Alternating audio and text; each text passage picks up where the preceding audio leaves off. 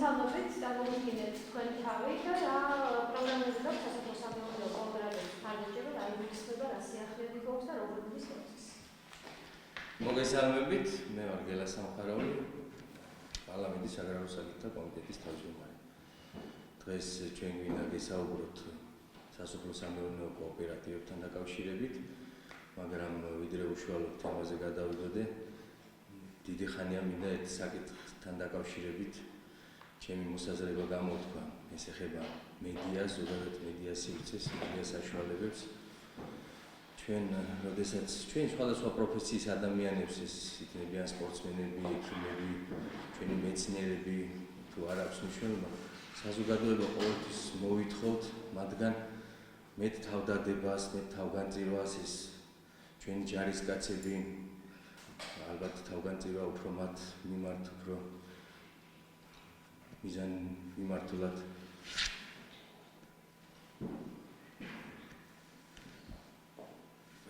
არა, თქვენ ისაუბრეთ ჩაწერა მიდის და შეწყოთ.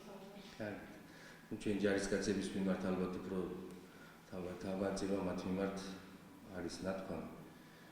სამწუხაროდ, როდესაც მედიაზე გვაქვს საუბარი, შემოვიფარგლებით მხოლოდ რამოდენიმე სიტყვით, ეს არის მედია თავისუფლება, რა თქმა უნდა, ეს არის ჩვენი უდიდესი მიღწევა.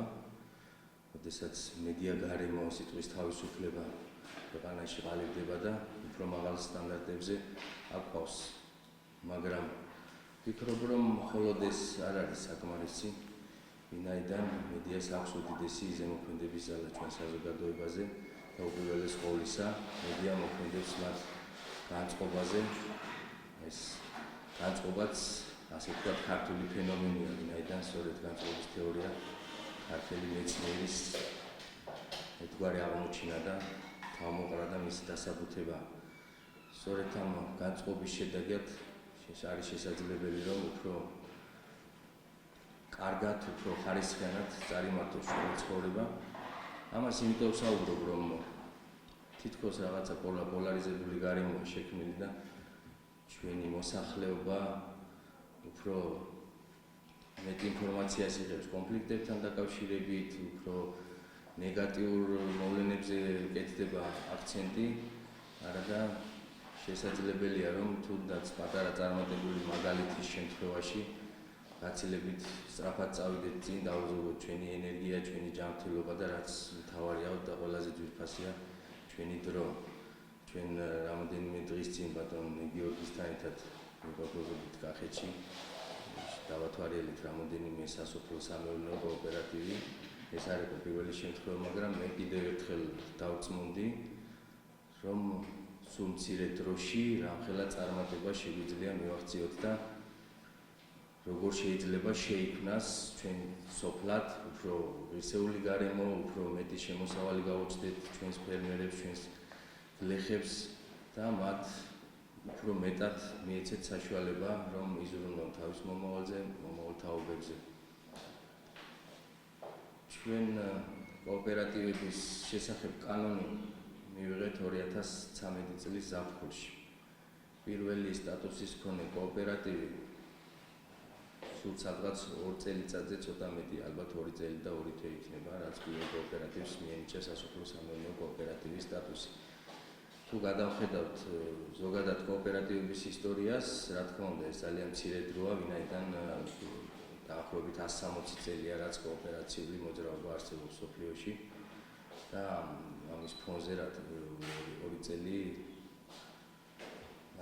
ნამდვილად არ არის საკმარისი დრო იმისთვის, რომ სრულად იქნას წარმოჩენილი ჩვენი პოტენციალი, რაც ამ მოძრაობით ამ მიმართულებით შეგვიძლია გამახორციელოთ ქვეყანაში. მაგრამ მიუხედავად ამისა, ჩვენი მთავრობის ძალისხმევით, სოფლმეურნეობის სამინისტროს ძალისხმევით, კოოპერატივების განვითარების სააგენტოს ძალისხმევით, ჩვენ შევძელით, რომ ქვეყანაში უკვე დარეგისტრირებულია 1500-მდე კოოპერატივი და უკვე გვაქვს წარმატებული მაგალითები, რომლებიც შეიძლება გახდნენ რეგიონში მისაბაძი და საბოლოო ჯამში ხელი შეუწყოთ ჩვენი სოფლის მეურნეობის აღორძინებას, პროდუქციის შექმნას, დამატებული ღირებულებების გაჩენას ქვეყანაში, იმპორტის ჩანაცვლებას და საექსპორტო პოტენციალის გაზრდას.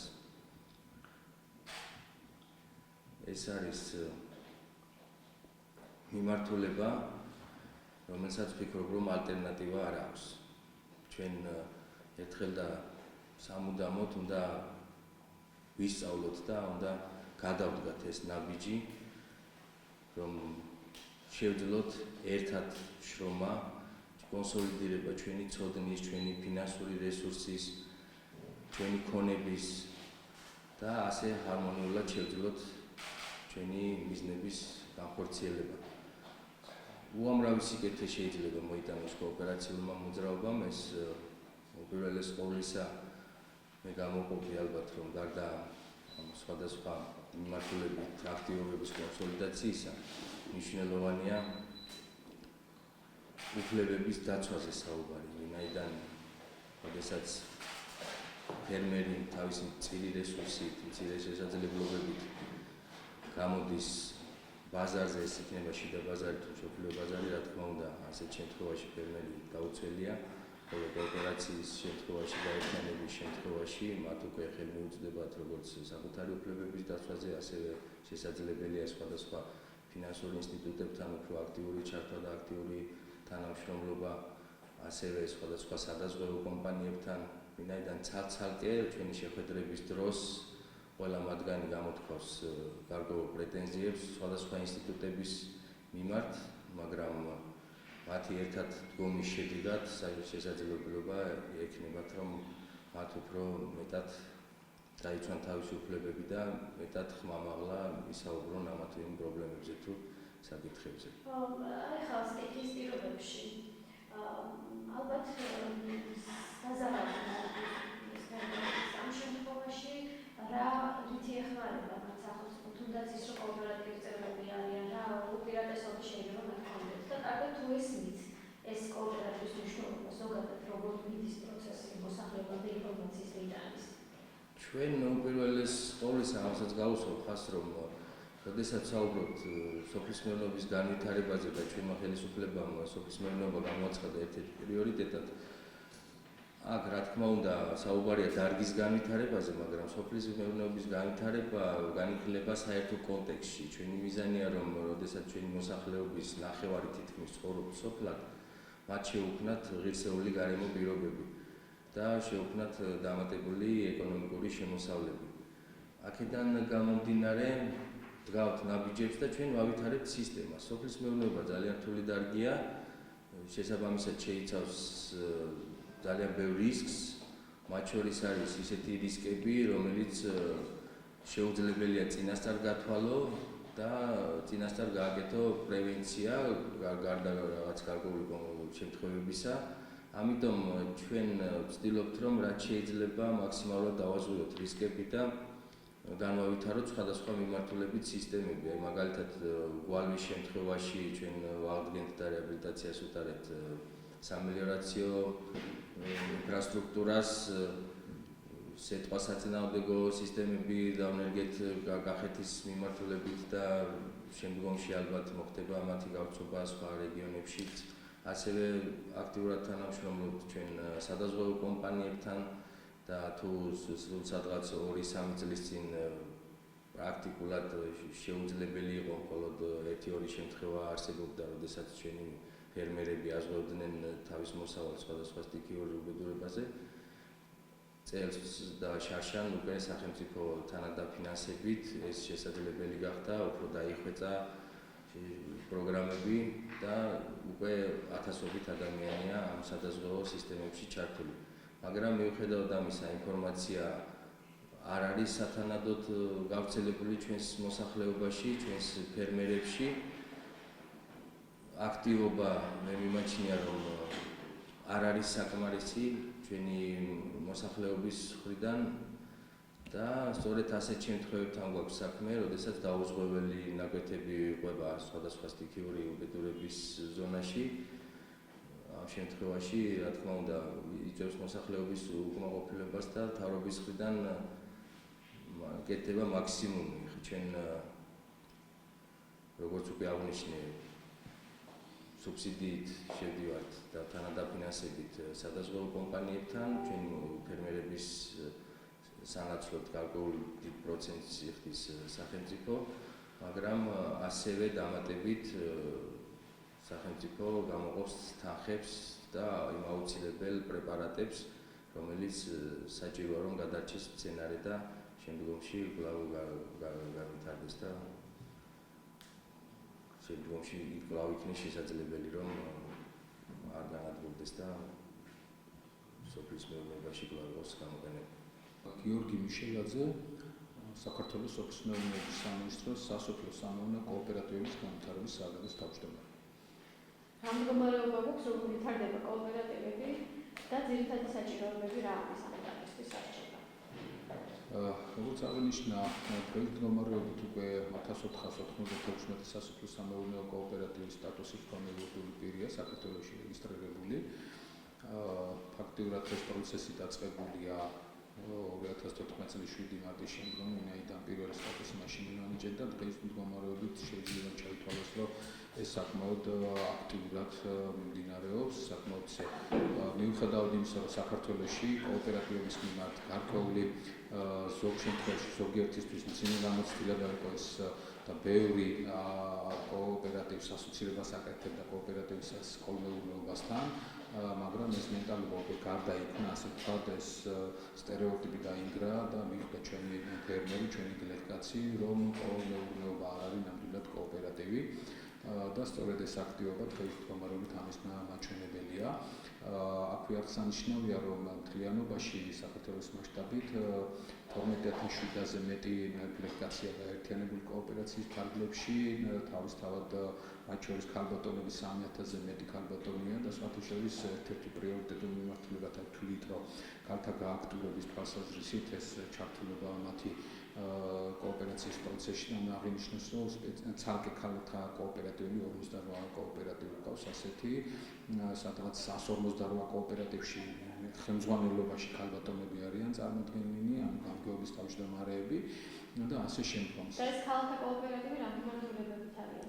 სოფლის მეურნეობა მოგეხსენებათ მრავალ მიმართულებით არის, მრავალ კულტურული და დარგობრივი მიმართულებით არის და მათ შორის არიან მეფუტკრეები, მებაღეობაში, მეხილეობის კოოპერატივები არიან, მესაქონლეობის კოოპერატივშიც არიან ჩართული, ძირითადად სპეციალურად ქალთა კოოპერატივები, მაგალითად ყავს როგორც სასათბურე მეურნეობაში მომუშავე ვარდის კოოპერატივი, ასე ვთქვათ, პირობითად, სადაც უშუალოდ ქალბატონები არიან, მეფუტკრეობის კოოპერატივები არიან და ასე შემდეგ. და რეგიონების მიხედვით, აი ყველაზე მეტად აი კოოპერატივების რომელი რეგიონია აქტიური და დაკავებული? ყველაზე აქტიური რეგიონი საქართველოს მასშტაბით არის სამცხე-ჯავახეთი, სადაც 300-ზე მეტი სასოფლო სამეურნეო კოოპერატივია რეგისტრირებული, მეორე რაოდენობის თვალსაზრისით მეორე ადგილზე არის ქვემო ქართლი, ხოლო მესამეზე უკვე აჭარის ავტონომიური რესპუბლიკა და შესაბამისად უკვე მოდის ისე რომ მთელი საქართველო ჩართულია კოოპერაციის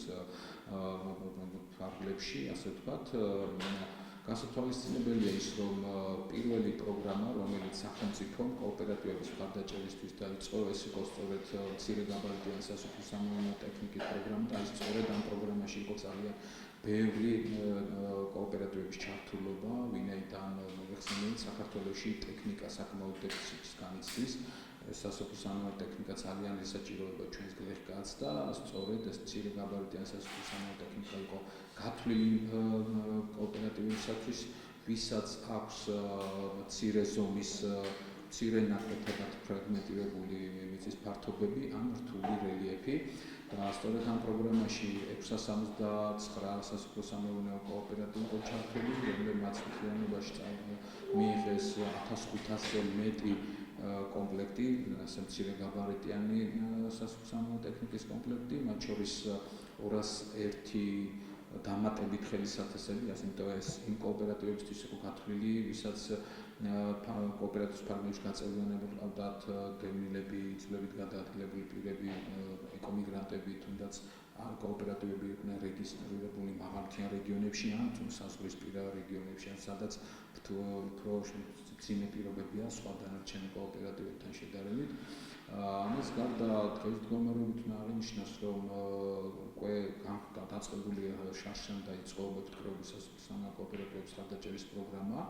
რომლის ფარგლებშიც შემოდგომით 98-მა კოოპერატივმა მიიღო მონაწილეობა და მთლიანობაში მათ პროგრამის ფარგლებში მიიღეს 5800-მდე სკა. უნდა აღინიშნოს, რომ ეს სკები მათ გადაეცემოდათ 20%-იანი თანადაფინანსების ფარგლებში. პროგრამა დღესაც მიმდინარეობს, გაგრძელდა წლევანდელ წელსაც და გაზაფხულით პროგრამაში ჩაერთო დაახლოებით ზუსტად 51 სასოფლო-სამეურნეო კოოპერატივი, რომლებმაც განაცხადი გააკეთეს 3609 სკაზე და შარშანბელთან შედარებით პროგრამის არეალი გაიზარდა და თუ შარშან მარტო სკებს გადავცემდით, წელს უკვე გადაეცემათ მათ სკებთან ერთად თაფლის საწური, ანუ ფიჭებიდან გამოსაწური და დანადგარები, ციფრუტებს ვეძახით, ასე ვთქვათ, და თაფლის განსათავსებელი ჭურჭელი. დღეს მდგომარეობით განაცხადი აქვს გაკეთებული 41800 კილო თაფლის ტელეფონისათვის განკუთვნილ ჭურჭელზე. ეს პროგრამა უკვე დღესაც გრძელდება და მინდა აღვნიშნო, რომ ჩვენს კოოპერატივებს, ჩვენს მემკვიდრეებს აქვს შესაძლებლობა მიმდინარე წლის 10 ივლისამდე გააკეთონ განაცხადი და მიიღონ პროგრამაში მონაწილეობა. გარდა ამისა, პარალელურად მიმდინარეობს ასევე რძის მწარმოებელი სასოფლო-სამეურნეო კოოპერატივების ხალხაჭერის პროგრამა, რომლის ფარგლებშიც მათ აქვს შესაძლებლობა მიიღონ სიკეთე და მიეცეთ შესაძლებლობა საკუთარი რძის გამაცემელი რძის მიღები პუნქტები მოაწყონ მცირე საწარმოო კომპონენტით, რაც გულისხმობს იმას, რომ პროგრამის ფარგლებში 4 კომპლექტაცია გადაეცემათ, ასე ვთქვათ, კოოპერატივებს.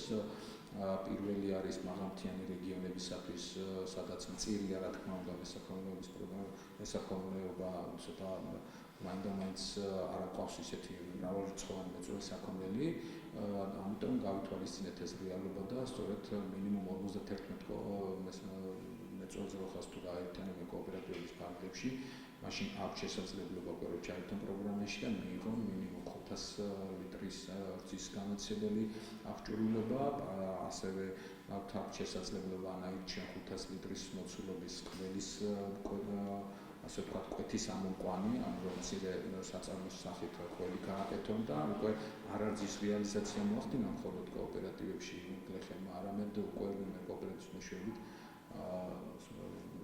რძის საწარმოს სახით ყველი აწარმოონ, ან დააძოლონ, უფრო ძვირად გაყიდონ და მეტი შემოსავალი მიიღონ. ეს აღნიშნული პროგრამა ასევე ითვალისწინებს დანარჩენ კომპონენტებს, რომლის ფარგლებშიც ნაცვლად 500 ლიტრისა 1500 ლიტრა გადაეცემათ ლიტრის გამაცემელი და შესაბამისად 500 ლიტრის სიმძლავრის სკოლის ამყვანი და თუ უფრო მეტს, ანუ 300-მდე თუ გაერთიანებენ კოოპერატივში, აღნიშნავს, რომ 3 ტონამდე, ანუ ეს გათვლილია იმისთვის, რომ შესაძლებლობების მიხედვით, ვისაც რისი შესაძლებლობა აქვს, როგორც თანამონაწილეობის თვალსაზრისით, ასევე ვთქვათ, კოოპერატივებში საქონლის მობილიზებით, იმის შესაბამისი სიმძლავრე და სიკეთე მიიღონ სახელმწიფოსაგან.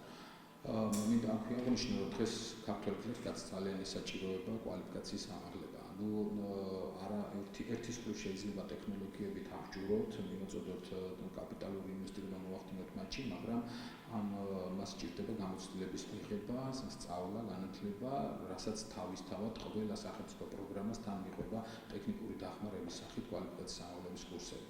ეს იყო მემკვიდრეობაშიც, ეს არის მესაქონლეობის პროგრამაშიც და ასე შემდგომ, ანუ ყველა პროგრამა ჩვენს მიერ სახელმწიფოს მიერ განსაზღვრულ პროგრამა ყველა ითვალისწინებს ტექნიკურ დახმარებას. ეს პროგრამაც დღეს მიმდინარეობს, 1 ივლისამდე შესაბამისად შეუძლიათ კოოპერატივებმა გააკეთონ განაცხადი და ისარგებლონ მონსიკეთით. აქ აღსანიშნავია, რომ მემკვიდრეობის პროგრამისგან განსხვავებით კაპიტალურ ინვესტირებაში არ ხდება მათი თანამონაწილეობა, ასე ვთქვათ, აღჭურვილობა 100%-იანი გრანტის სახით გადაცემს სახელმწიფო, ხოლო მათ თანამონაწილეობა არის შენობანაკებების მშენებლობაში, ანუ საწარმოსათვის განკუთვნილი ფართი თავად კოოპერატივებმა უნდა უზრუნველყო, მათ შეუძლიათ როგორც თავიდანვე ააშენონ ახალი შენობა, ასევე შეუძლიათ რეაბილიტაცია მოახდინონ. ისე რომ ფაქტიურად სახელმწიფო აძლევს მათ შესაძლებლობას იმისას, რომ ნებისმიერი ფორმით ჩაერთონ აღნიშნულ პროგრამაში და ეს სიკეთე მიიღო ჩვენი სასამართლო კოოპერატივებმა.